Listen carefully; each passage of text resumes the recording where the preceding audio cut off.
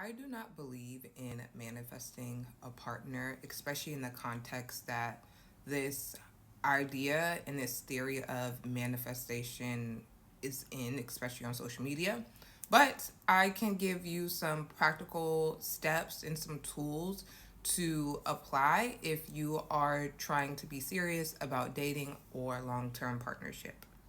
A lot of the advice is not only rooted in my research that I'm doing in my doctoral program, but also I am going to be referencing a lot of tools from the head director at Hinge as it relates to dating research. First, I want to start with the concept of someone having a spark or you having a spark with someone. And typically, those situations don't last forever if they are just rooted in the surface level charisma and attraction of that spark.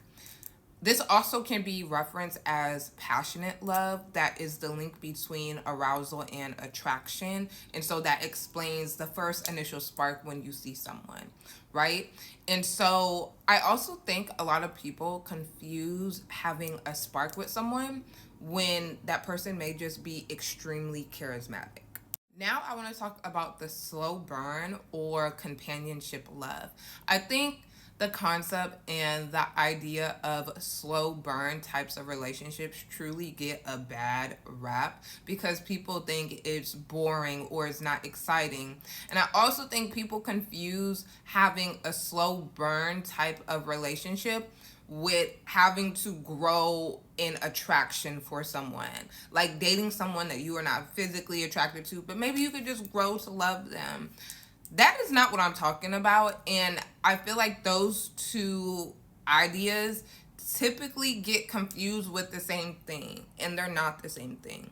The slow burn is rooted in bonding and forming deep, intimate bonds with someone. That requires for you to truly get to know the person. And I'm not saying this takes 5 years, okay? I'm not saying this takes eons to get to know someone because it doesn't. But you're moving with more intention. Why is this important to know as it relates to finding your partnership? You first have to know, what are you looking for? Are you looking for something that is more situationship? Are you looking for something that is more like short term? Or are you looking for something that is more long term? That's also going to be very indicative of the places that you put yourself in when you are looking for partnership. Another reason why I don't believe in this concept of manifesting your ideal partner, one, typically what you have pictured in your head as it relates to the physical is probably not going to be the person that you fall madly in love in, or in love with, excuse me. But I also think you have to put yourself in spaces. Think about a couple months ago when everybody randomly was joining a run club, even people that absolutely hate running, with the intention to find a man. That let's just call a spade, with the intention to find a man. If you don't like running, how are you going to have like authentic conversations with someone who has been going to this run club and is really into it? What initial conversations are you going to have at first? Because typically, if you are at some type of athletic event or athletic club, especially a run club, people are typically going to talk about their PRs or any run techniques. If you are just solely there with finding a partner, you're not putting yourself in the right spaces. And this bleeds into my next tip and technique. You need to write down, what are you genuinely interested in?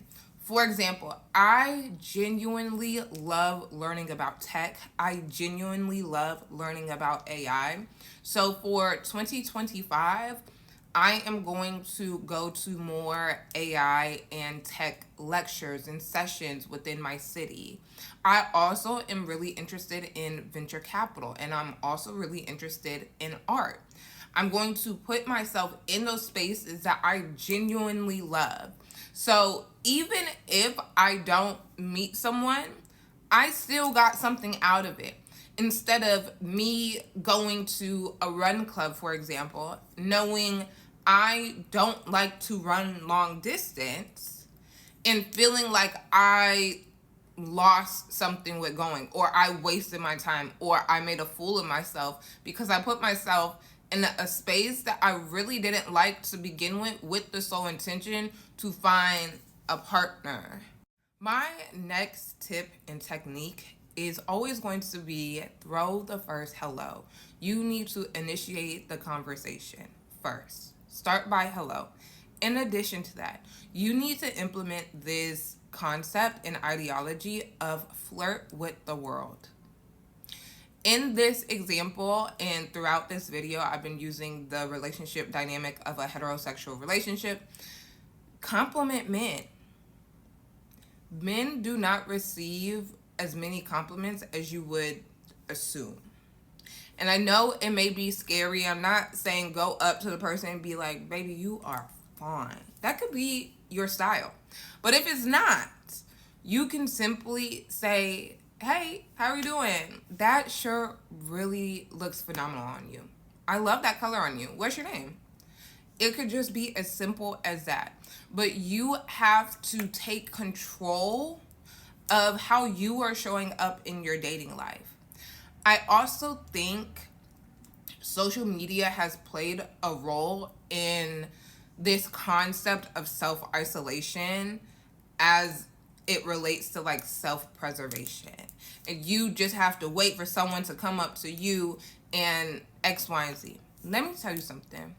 I know people used to say, staying in your house, the only person that comes to your house is the mailman. The mail person don't even knock on the door to drop off packages, okay? We have left that time period where maybe the mailman could have been your man because he was knocking on the door, y'all see each other all the time. That doesn't even happen anymore. And so you genuinely want to be in romantic relations with someone, you have to also take initiative in that, right? And also, dating is a social skill. If you are not constantly practicing, and when I say practicing, I'm not saying going on 100 dates in 100 days. But what I am saying, if you are not practicing and actively engaging in conversation with people, if you are not actively going outside, putting yourself in spaces that one, you genuinely love.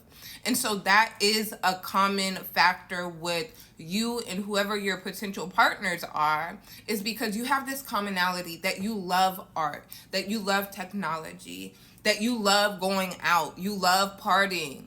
You have that commonality that you can bond on and talk about instead of trying to force conversation and trying to force some type of commonality. When we're looking at dating, we are analyzing, and when I say we, I'm speaking about the research scientists, the love scientists. We are analyzing this from a behavioral science perspective, from a communication perspective, from a psychology perspective, right? And you have to be aware of your behaviors and also understand, like, it should be fun.